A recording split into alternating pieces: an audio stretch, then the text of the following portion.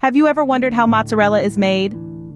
This creamy, delicious cheese that graces our pizzas and salads has a rich history, tracing its origins back to southern Italy.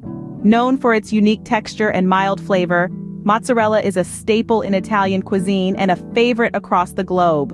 But how does milk transform into this soft, stretchy delight? How much craft and attention goes into each ball of mozzarella? Well, it's time to delve into the fascinating process of mozzarella making. Before we start, gather all the necessary ingredients. Making mozzarella is an art, and like any art, it requires a few simple yet essential components. First up is fresh milk. This is the backbone of our mozzarella, providing the creamy base that we all love. Next, we need rennet. Rennet is an enzyme that coagulates the milk, turning it from liquid to a beautiful solid curd. Our third ingredient is citric acid. It's crucial in setting the right acidity level in the milk, which helps form the curd and gives the cheese its characteristic tangy flavor. And lastly, we have salt. Salt is the spice of life, and in mozzarella making, it enhances flavor and acts as a preservative. It's the final touch that makes the cheese deliciously irresistible. So there you have it, fresh milk, rennet, citric acid, and salt. With these ingredients ready, we're set to begin. First, it's all about preparing the milk. Now, the journey of turning simple milk into a delectable ball of mozzarella cheese is an art in itself, and it all begins with heating the milk. Picture a pot, large and welcoming, filled with the milk that's about to be transformed. You'd want to heat it slowly, gently, bringing it to a temperature of about 85 degrees Fahrenheit. Patience is key here. Rushing the process could lead to a bitter end, so let's take our time and get it right. While the milk is slowly heating, this is the perfect time to introduce our first guest star, citric acid. This isn't just for a zesty flavor kick, but it plays a pivotal role in adjusting the acidity of the milk, making it just the right environment for the transformation that's about to occur. Once you've stirred the citric acid into the milk and it's reached the desired temperature, we move on to the next stage. Enter rennet, the unsung hero of cheese making. Rennet is the magical ingredient that will start the curdling process. It's the catalyst that will turn our warm milk into curds and whey. Now, when you add the rennet, you'll want to stir gently for about 30 seconds, then let it rest. This is where the magic happens. The rennet will start to coagulate the milk, separating it into curds and whey. The milk will thicken almost like a custard. This is a critical point in our cheese-making journey. Maintaining a consistent temperature is crucial, as too much heat can ruin the curds. So there you have it, the initial stages of turning simple milk into a delicious mozzarella. It's fascinating, isn't it? The transformation, the science, the art, all happening right in front of your eyes. Once you see the milk beginning to curdle, you know you are on the right track. Next, we're going to cut and heat the curd. This is where the magic truly begins, turning a simple mixture into the beginnings of our delectable mozzarella. Picture this. Your curd has set and is ready for the next stage.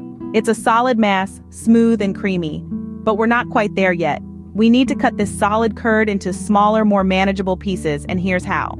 You'll want to slice your curd with a long knife, making vertical cuts in one direction and then in the perpendicular direction. This crisscross pattern will create small, uniform cubes of curd. The size of these cubes is important. Smaller curds will yield a firmer cheese, while larger ones will give you a softer, creamier result. So, choose your cut size according to your preference. Once our curd is nicely cubed, it's time for the heat. The goal here is to encourage the curd to separate from the whey, the liquid part of our mixture. This process, known as cooking the curd, is a delicate one. You'll need to increase the temperature gradually, stirring gently all the while. The heat should be raised to about 105 degrees Fahrenheit over the course of 5 to 10 minutes. This gradual increase is crucial to avoid cooking the curd too quickly, which could result in a rubbery texture. Definitely not what we're aiming for. As the curd heats, you'll notice changes in its texture. It will start to shrink and firm up, and the whey will become more apparent. You'll see it start to separate from the curd, turning from a milky color to a clear yellowish liquid. Remember, patience is key here. Don't rush the process.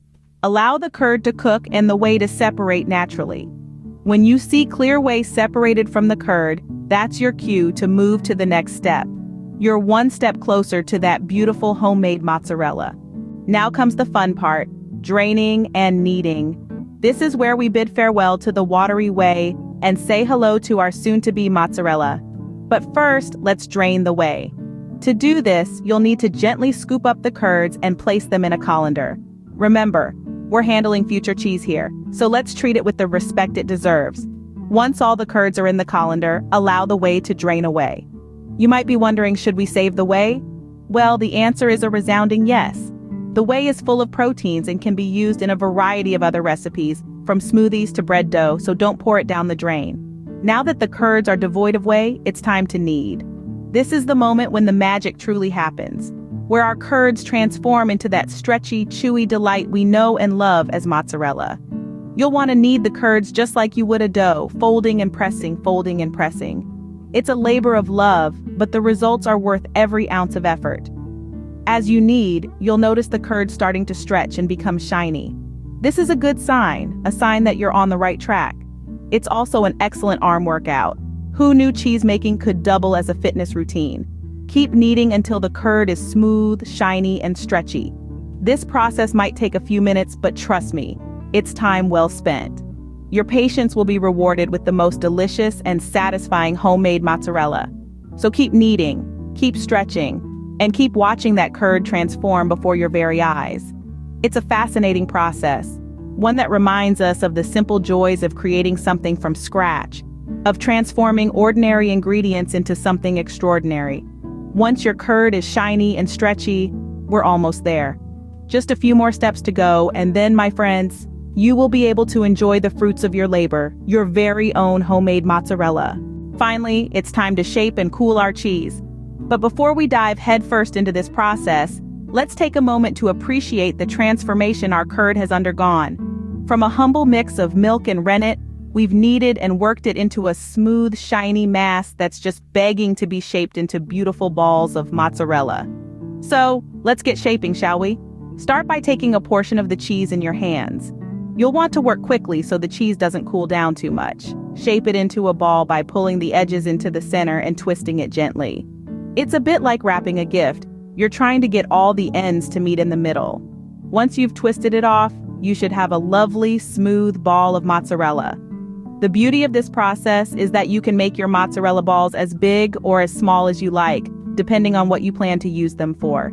And now, for the final act in our cheese-making drama, the cooling. This is where we take our freshly shaped mozzarella and introduce it to a bath of ice-cold water. Why, you might ask? Well, the cold water helps to cool the mozzarella quickly, which in turn helps it to hold its shape. It's the mozzarella's final transformation, the moment it truly becomes the cheese we know and love. You'll want to leave your mozzarella in the ice bath for about 20 minutes. This gives it enough time to cool and firm up, but not so much time that it becomes too hard. After all, mozzarella is famed for its soft, creamy texture, and we don't want to lose that. And there you have it. Once your mozzarella is cool and firm, it's ready to be used in whatever dish you fancy. A classic caprese salad, perhaps, or a mouth-watering margherita pizza. And voila, you've just made your own homemade mozzarella. Now, isn't that a satisfying achievement? So, that's how you make mozzarella. We've journeyed together from the initial curdling of milk, through the careful cutting and heating of the curd, to the delicate process of draining and kneading. Our adventure didn't stop there, as we then shaped and cooled our cheese into the mozzarella we know and love. It's truly an art form, this cheesemaking. Next time you enjoy a slice of pizza or a caprese salad, remember the artistry that goes into each bite of mozzarella.